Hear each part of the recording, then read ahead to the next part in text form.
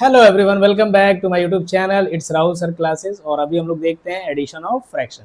तो चलिए basic level पे चीज़ों को देखते हैं और बेसिक को और बेहतर बनाते हैं। सबसे पहले कुछ रूल है जो कि आप लोग पढ़ सकते हैं, ठीक है। डायरेक्ट हम लोग सॉल्यूशन की तरफ चलेंगे। ये सेकेंड रूल है जो कि मैं सॉल्यूशन के अंदर भी बता दूंगा, ठीक है। तो चलिए शुरू करते हैं और क्वेश्चंस को अपने देखते हैं। सबसे पहले देखिए, मैंने पार्ट वाइज भी इसको रखा है, पार्ट 1, पार्ट 2, पार्ट 3, पार्ट 4। इस तरीके से मैंने क्वेश्चन को अरेंज किया, पर उसकी भी कोई ज़रूरत नहीं है। डायरेक्ट हम लोग सॉल्व करते हैं और बेसिक के साथ देखते हैं, ठीक है। देखिए सबसे पहले, अगर डिनोमिनेटर आपका सेम है, डिनोमिनेटर क्या है, सेम है। डिनोमिनेटर तो आपको पता होगा, नीचे वाली वैल्यू, फ्रैक्शन में जो नीचे वाला पार्ट होता है डाउन साइड का, वो डिनोमिनेटर होता है और अपर पार्ट को क्या बोलते हैं, न्यूमरेटर बोलते हैं। तो डिनोमिनेटर पे आपको ध्यान देना होगा। फ्रैक्शन का एडिशन हो या सब्ट्रैक्शन हो, आपको ध्यान देना है क्या चीज़ पे, डिनोमिनेटर पे, ठीक है। यही मेन चीज़ है। अगर यहाँ पे आपने डिनोमिनेटर को देख लिया तो फ्रैक्शन में कोई भी दिक्कत नहीं आएगा, एडिशन हो चाहे सब्ट्रैक्शन हो। तो चलिए देखते हैं। डिनोमिनेटर सेम है तो मीन्स की जो आंसर का डिनोमिनेटर होगा ना, वो भी क्या होगा, एज इट इज सेम ही रहेगा। 5 है तो 5 ही रहेगा। और ऊपर वाली चीज़ों को क्या करेंगे हम लोग, ऐड कर देंगे। तो 1+2 जो कि हो जाएगा आपका, क्या हो जाएगा, 3/5। और यही आपका क्या है, आंसर है। तो ये बेसिक लेवल पे है, क्लास 2 और 3 का ये क्वेश्चन है, लेकिन मैं इसको लेके चल रहा हूँ, थोड़े से लेवल को बढ़ाता रहूँगा। वैसे फ्रैक्शन बहुत बड़ा लेवल वाला चीज़ नहीं है, लेकिन बेसिक के साथ आपको चलना होगा, ठीक है। तो क्या हो गया, डिनोमिनेटर सेम था तो मैंने 5 और 5 ऐसे 75 बार भी लिखा रहता, कोई दिक्कत नहीं आता। डिनोमिनेटर में आंसर यानी कि जो भी वैल्यू दिया गया वही एज इट इज रख देना है, और न्यूमरेटर वाली वैल्यू को क्या करना होता है, जोड़ना होता है, ठीक है। जैसे 1/5 दिया था, +2/5, इसके आगे 3/5 भी दिया रहता तो यहाँ पे +3 कर देते, लेकिन नीचे वाली वैल्यू सेम एक ही रखेंगे, ठीक है। नेक्स्ट देखते हैं 2/9 +5/9। यहाँ पे भी देखिए आप, डिनोमिनेटर क्या है, सेम है, तो एज इट इज 9 यहाँ रहने देंगे क्योंकि डिनोमिनेटर सेम था।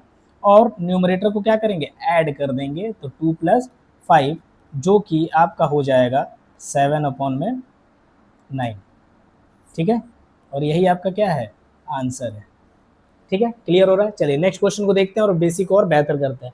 5/12 +2/12, यहाँ पे भी देखिए denominator as it is same है दोनों फ्रैक्शन का, तो आंसर में भी हम लोग क्या करेंगे, सेम ही रख देंगे। 12 आ गया, ठीक है। और न्यूमरेटर को क्या करेंगे, ऐड कर देंगे, क्योंकि बीच में ऐड का साइन है, अगर वहीं पे माइनस का होता तो माइनस कर देते। तो 5+2 जो कि आपका हो जाएगा 7/12, और यही आपका क्या हो जाएगा, आंसर हो जाएगा। क्लियर है। चलिए नेक्स्ट क्वेश्चन को देखते हैं। यहाँ पे देखिए 3/10 +5/10, यहाँ पे भी आपको देखने को मिल रहा होगा डिनोमिनेटर क्या है, सेम है, तो आंसर में भी डिनोमिनेटर क्या रहेगा, सेम ही रहेगा। तो क्या है, डिनोमिनेटर 10 है तो 10 आ गया। और न्यूमरेटर को हम लोग क्या करेंगे, ऐड कर देंगे। तो 3+5 जो कि हो जाएगा 8/10, और यही आपका क्या है, आंसर है, ठीक है। ये जितने भी सॉल्यूशन निकले हैं, फ्रैक्शन वैल्यू जो आया है उसको हम लोग डेसिमल में भी चेंज कर सकते हैं, लेकिन बेसिक लेवल पे देख रहे हैं तो यहीं पे छोड़ देंगे, यही हमारा क्या होगा, आंसर होगा। तो चलिए नेक्स्ट क्वेश्चन को देखते हैं। ऐसे केस में देखते हैं, देखिए यहाँ पे सभी जगह जो थे ना वो क्या थे, डिनोमिनेटर सेम थे, ठीक है, एक दूसरे के साथ सेम हो रहे थे, ठीक है। 9 9, 12 12, 10 10, 5 5, ठीक है। लेकिन नेक्स्ट केस में जो हम लोग देखेंगे, डिनोमिनेटर सेम नहीं है। देखिए क्या दिया गया है, 1/2 +1/4। यहाँ पे आप देख पा रहे होंगे डिनोमिनेटर क्या है, डिफरेंट है। तो सबसे पहले हम लोग क्या करेंगे, डिनोमिनेटर को क्या करेंगे, इक्वल करेंगे, एक के बराबर करेंगे, ठीक है, मतलब सेम वैल्यू करेंगे। यहाँ देखिए 4 को हम 2 में कन्वर्ट नहीं कर सकते हैं, लेकिन 2 को 4 में कन्वर्ट इजीली कर सकते हैं बाई मल्टीप्लाई 2/2। अगर 2 में हम 2 से मल्टीप्लाई करें तो 4 हो जाएगा, ठीक है। लेकिन ये तो तरीका है ही, दूसरा तरीका क्या है, एलसीएम ले लीजिए, ठीक है। ये भी बताऊंगा, वो भी तरीका आपको बताऊंगा, ठीक है। तो ये वो जितने भी तरीके होते हैं सब आपको डिस्कस किया जाएगा। तो 2 और 4 का हम क्या करते हैं, एलसीएम लेते हैं, ठीक है। 2 करेंगे, यहाँ 2 रखेंगे तो ये 1 टाइम्स में, ये 2 टाइम्स में, फिर यहाँ 2 रखेंगे तो ये 1 तो एज इट इज़ है, ये 1 हो जाएगा। मीन्स कि ये मेरा क्या निकला, फैक्टराइज निकल गया। 2 और 4 का क्या निकल गया, एलसीएम अगर लेंगे तो इन दोनों का नंबर को क्या करना होता है, मल्टीप्लाई करना होता है। ये तो बेसिक से चीज़ है जो कि एलसीएम में आपने पढ़ा होगा, एलसीएम और एचसीएफ। क्या आ गया, अगर इस तरीके से हम देखें, प्राइम फैक्टराइज किए, ये क्या होता है, ये नंबर जब निकाले 2 और 4 का, मैंने जब एलसीएम निकाला तो 2 × 2 जो बाहर की चीज़ें तो उसको मल्टीप्लाई करना होता है, तो 2 × 2 जब किए तो 4 आ गया। मीन्स कि हम डिनोमिनेटर को 4 बनाएंगे। क्या करेंगे? डिनोमिनेटर को 4 बनाएंगे। अभी देखिए 4 तो ये है ही, मीन्स कि इसको क्या करेंगे, क्या चीज से मल्टीप्लाई करेंगे कि 4 आ जाए। तो चलिए हम इसको एक बार यहाँ लिख लेते हैं 1/2। ठीक है, पहले वाले केस पहला फ्रैक्शन उठाते हैं 1/2। अब डिनोमिनेटर को मुझे 4 बनाना है, तो 4 बनाने के लिए 2 से क्या करना होगा? मल्टीप्लाई करना होगा। तो जब नीचे 2 से मल्टीप्लाई किए तो ऊपर भी 2 से मल्टीप्लाई करेंगे। ठीक है, प्लस का साइन लेके आ गए। ठीक है, 1/4 जो दूसरा फ्रैक्शन था उसको रख लिए। अब 4 को 4 बनाना है, एलसीएम के बराबर करना है, तो इसको 1 से मल्टीप्लाई करेंगे तो ऊपर वाली वैल्यू को भी 1 से मल्टीप्लाई करेंगे। यहाँ तो कोई दिक्कत नहीं होनी चाहिए। चलिए अब इसको सिंप्लीफाई कर लीजिए। ये क्या हो गया? 2/2 हो गया, प्लस ये हो गया 2 बाई क्या हो गया? 4 हो गया, प्लस 1/4। अभी देखिए क्या ये पहले केस जैसा हो गया कि नहीं हो गया? जहां पे डिनोमिनेटर सेम हो रहा था तो हम लोग आंसर में भी डिनोमिनेटर को सेम ही रख रहे थे, तो क्या उसी तरीके से हो गया कि नहीं हो गया? बिल्कुल। ठीक है, तो यहाँ पे हम क्या करेंगे, डिनोमिनेटर तो एज इट इज सेम ही रहेगा। ठीक है, और न्यूमरेटर जो दोनों न्यूमरेटर है उसको जोड़ेंगे, तो 2 + 1 क्या हो जाएगा आपका? 3/4, और यही आपका क्या है? आंसर है। क्लियर हो गया? क्लियर हुआ?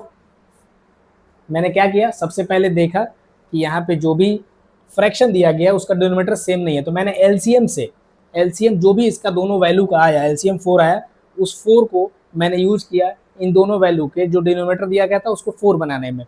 ठीक है, तो 2 को 4 बनाने के लिए मैंने 2 से मल्टीप्लाई किया और ऊपर वाले को भी 2 से किया, क्योंकि फ्रैक्शन के वैल्यू में कोई चेंजेस ना आए। क्योंकि देखिए 2/4 को जब सिंप्लीफाई करेंगे तो 1/2 हो जाएगा, तो फ्रैक्शन वैल्यू में कोई चेंज नहीं आ रहा है। इसीलिए मैंने क्या किया, जब 4 बनाया इस डिनोमिनेटर को तो 2 तो एज इट इज था ही, तो 2 से मल्टीप्लाई करना पड़ा, तो ऊपर वाली वैल्यू को भी मैंने 2 से मल्टीप्लाई किया। यहाँ पे मैं नहीं भी करता 1/4 भी लिख देता, कोई दिक्कत नहीं था, लेकिन मैंने यहाँ पे भी आपको दिखाया कि 4 को मल्टीप्लाई मैं 1 से कर रहा हूँ और ऊपर वाली वैल्यू को भी 1 से कर रहा हूँ, जो कि 1 से मल्टीप्लाई करने से कोई फर्क नहीं पड़ता है। फिर मैंने इनको सॉल्व करके क्या लिखा, 1 × 2 2 हो गया, 2 × 2 क्या हो गया? 4, पहला फ्रैक्शन सॉल्व, प्लस 1 × 1 1, 4 × 1 4 × 1 क्या हो गया आपका? 4 हो गया। अभी आपने यहाँ पे क्या देखा कि डिनोमिनेटर दोनों फ्रैक्शन का सेम हो चुका है, तो मैंने आंसर में भी डिनोमिनेटर को सेम ही रखा और दोनों न्यूमरेटर्स जो ऊपर वाली वैल्यू थी न्यूमरेटर्स उनको मैंने ऐड कर दिया और यही हमारा क्या हो गया? आंसर आ गया। तो चलिए नेक्स्ट क्वेश्चन को देखते हैं। ये देखिए 1/3 + 2/9, तो यहाँ पे भी 3 और 9 क्या है? अलग अलग है, तो इन दोनों का हम क्या करेंगे? एलसीएम लेंगे। ठीक है, 2 से ये कटेगा नहीं तो 3 रखेंगे। ठीक है, ये 1 टाइम्स में और ये आपका हो जाएगा 3 टाइम्स। फिर यहाँ 3 करेंगे तो ये 1 टाइम्स तो इजीली है और ये भी हो गया। अब देखिए 3 × 3 ये वैल्यू निकल के आ गया बाहर वाला, इसको मल्टीप्लाई कर लेंगे। ठीक है, 3 × 3 तो क्या हो जाएगा आपका? 9। ठीक है, मीन्स कि आपको डिनोमिनेटर जो दोनों डिनोमिनेटर है उनको 9 बनाना है। ऑलरेडी एक डिनोमिनेटर 9 है तो उसमें कोई चेंजेस नहीं करना है। इस 3 को क्या करना होगा? 9 बनाना होगा मुझे, जो कि एलसीएम भी आया हुआ है। तो एलसीएम इसीलिए निकालते हैं कि डिनोमिनेटर को क्या चीज़ में कन्वर्ट करना है, कौन सा वैल्यू लेके आना है और उस वैल्यू के लिए कितने से मल्टीप्लाई करना होगा, 2 से 3 से 5 से 9 से 1000 से कितना से करना होगा, ये क्लियर हो जाता है। ठीक है, तो अभी देखिए मैं इसको अगर ऐसे लिखूँ 1/3, ठीक है, 9 बनाना है तो नीचे वाली वैल्यू को क्या करेंगे? 3 से मल्टीप्लाई करेंगे। चूंकि फ्रैक्शन की वैल्यू में कोई चेंजेस ना आए तो ऊपर वाली वैल्यू को भी 3 से मल्टीप्लाई करना होगा। ठीक है, बीच में प्लस का साइन है, प्लस आ गया, 2 है अपॉन में 9 है, तो यहाँ पे 9 को 9 ही बनाना है तो 1 से मल्टीप्लाई करेंगे, ऊपर वाली वैल्यू को भी 1 से ही मल्टीप्लाई करेंगे। ठीक है, अभी सिंप्लीफाई कर लेते हैं, जो कि हो जाएगा 3/9 + 2/9। ठीक है, अभी देखिए डिनोमिनेटर क्या हो गया? सेम हो गया, तो एज इट इज आंसर में भी क्या होगा?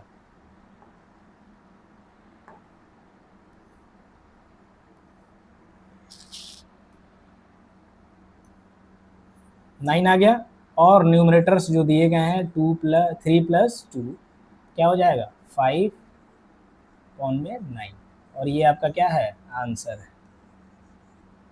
क्लियर हो रहा है? आई होप कि क्लियर हो रहा होगा। चलिए नेक्स्ट क्वेश्चन पे चलते हैं। क्या दिया गया है? 2/5 + 3/10। ठीक है, यहाँ पे एक दूसरा तरीका भी है, ये तो बेसिक लेवल पे चीजें हो गए। दूसरा तरीका क्या है उसको मैं यहाँ पे, जगह कम है यहीं पे बता देता हूँ। देखिए क्रॉस मल्टीप्लीकेशन करना होता है, इन दोनों वैल्यू का एक दूसरे के साथ मल्टीप्लाई, इन दोनों वैल्यू का एक दूसरे के साथ मल्टीप्लाई। ठीक है, देखिए क्या हो जाएगा, ध्यान रखिएगा। 10 इंटू टू यहाँ पे लिख लीजिए, 10 इंटू टू, प्लस का साइन है बीच में, प्लस आ गया।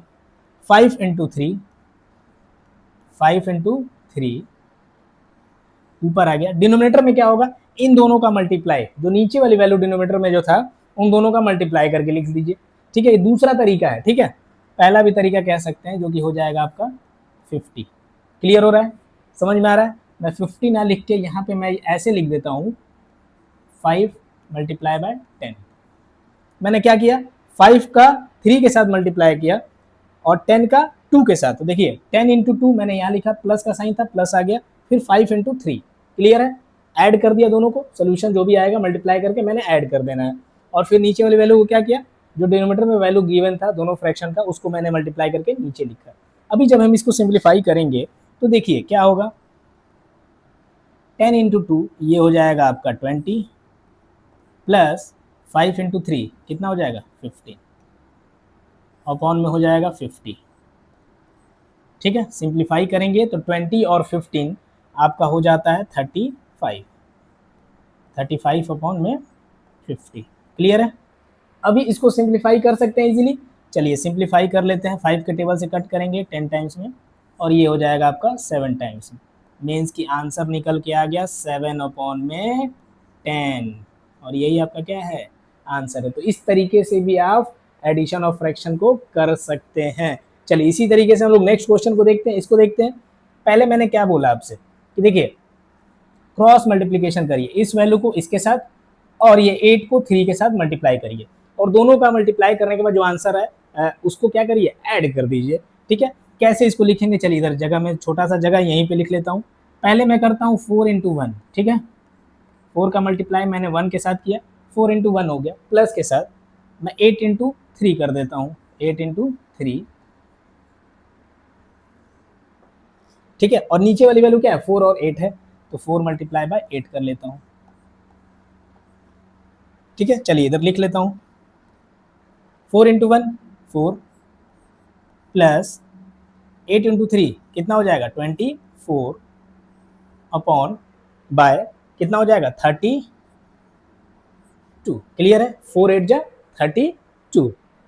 अभी इसको हम लोग ऐड करते हैं, 24 और 4 कितना हो जाएगा 28 अपॉन में 32।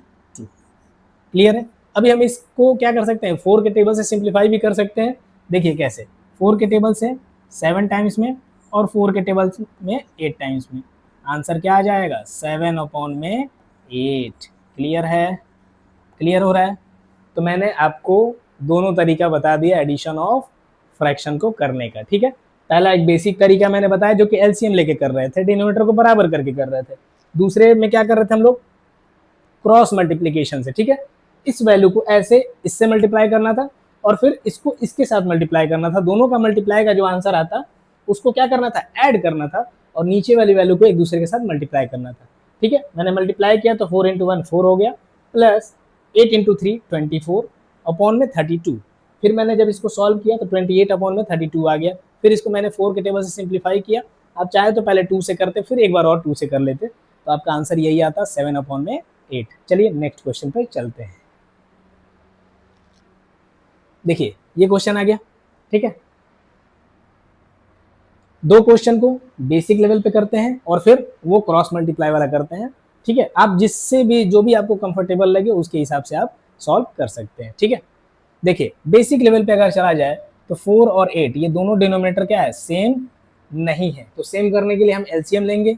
चलिए एलसीएम ले लेते हैं, 8 और 6 का एलसीएम निकालते हैं। 2 रखेंगे, ये हो जाएगा 4 और ये होगा 3। ठीक है, फिर यहाँ 2 रखेंगे, ये हो जाएगा 2 और ये हो जाएगा 3। फिर हमने 2 रखना है। ठीक है, ये हो जाएगा 1 और ये आपका है 3। ठीक है, फिर हम 3 रखेंगे क्योंकि 3 से ही 3 को डिवाइड किया जा सकता है, मीन्स कि ये वैल्यू निकल के आ गया। अब इन सबको मल्टीप्लाई करिए, क्या होगा, देखिए 2 multiply by 2 multiply by 2 multiply by 3 जो कि हो जाएगा 24। तो 24 क्या निकल के आ गया, एलसीएम निकल के आ गया।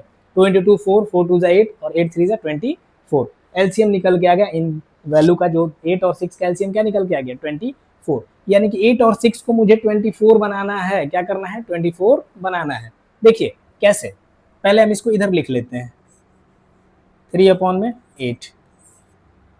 अब 24 बनाना है तो 8 3 से कितना होता है 24, तो मल्टीप्लाई बाय 3। तो ऊपर वाली वैल्यू को भी 3 से मल्टीप्लाई करेंगे जिससे कि फ्रैक्शन वैल्यू चेंज ना हो।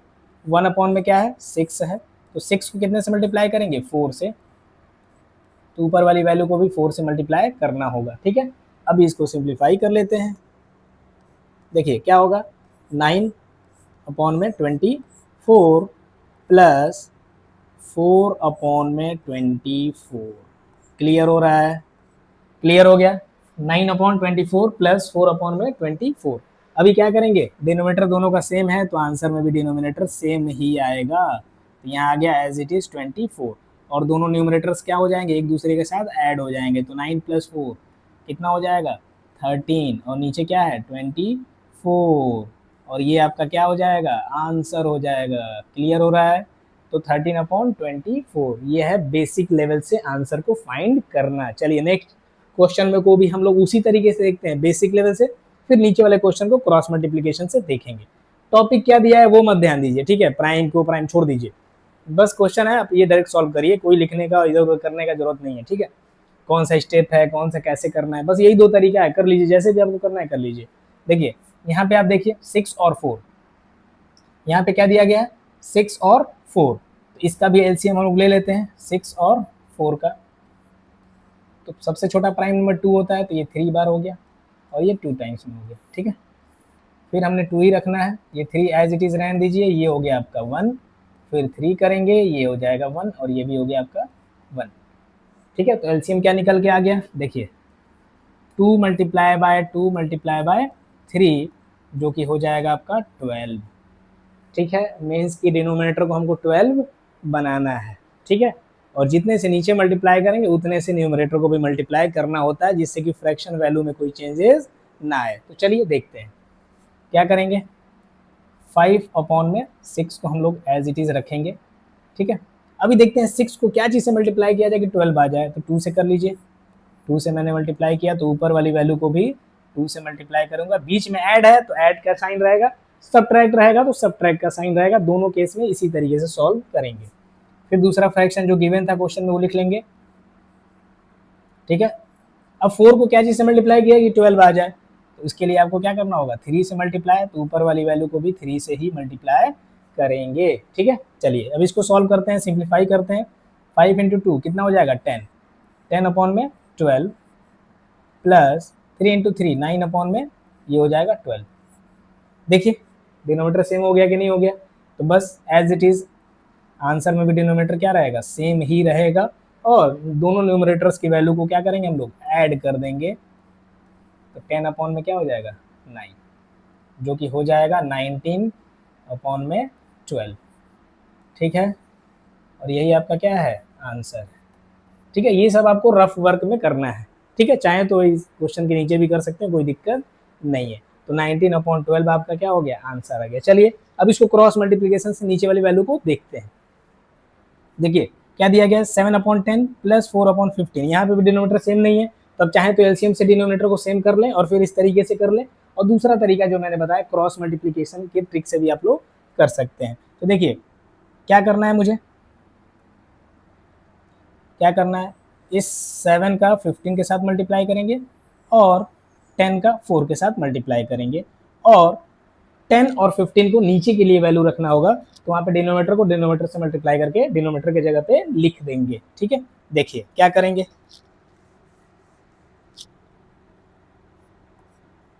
7 × 15 प्लस 10 × 4,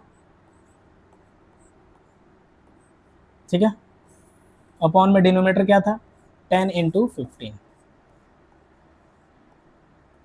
ठीक है, अभी इसको सिंप्लीफाई करते हैं, तो 7 × 15 क्या होगा 105। ठीक है, प्लस 10 × 4 क्या हो जाएगा 40, अपॉन में 10 इंटू 15 150। ठीक है, ये क्लियर हो गया। मीन्स कि 105 प्लस 40 को अगर ऐड करेंगे तो आपका कितना हो जाएगा 145 अपॉन में 150। क्लियर है। अभी देखिए क्या इसको 5 से हम सिंप्लीफाई कर सकते हैं? बिल्कुल कर सकते हैं। ठीक है, 5 से करेंगे तो ये क्या हो जाएगा, ये आपका कटेगा 29 टाइम्स में और ये आपका कटेगा 30 टाइम्स में। मीन्स कि सिंप्लीफाई होके आंसर कितना आ गया 29 अपॉन में 30, और यही आपका क्या है आंसर है। क्लियर हो गया भाई, क्रॉस मल्टीप्लीकेशन। चलिए नेक्स्ट क्वेश्चन को देखते हैं। 5/12 प्लस 3/8। यहाँ पे आप चाहें तो एलसीएम के तरीके से कर सकते हैं डिनोमिनेटर को बराबर करके, लेकिन दूसरा तरीका यहाँ पे भी अप्लाई करते हैं। ठीक है, देखिए क्या करेंगे, 3 का मल्टीप्लाई 12 के साथ और 5 का मल्टीप्लाई 8 के साथ, डिनोमिनेटर का मल्टीप्लाई डिनोमिनेटर के साथ। ठीक है, देखिए 5 मल्टीप्लाई बाय 8 हो गया, और जो भी आंसर आएगा उसका मल्टीप्लाई करेंगे और उसको ऐड कर देंगे 12 मल्टीप्लाई बाय 3 से। और नीचे क्या था, डिनोमिनेटर में वैल्यू क्या दिया गया था 12 और 8, तो 12 इंटू 8 कर लेंगे, डिनोमिनेटर का मल्टीप्लाई डिनोमिनेटर के साथ। बस इसको सिंप्लीफाई कर लीजिए, आपका आंसर आ जाएगा।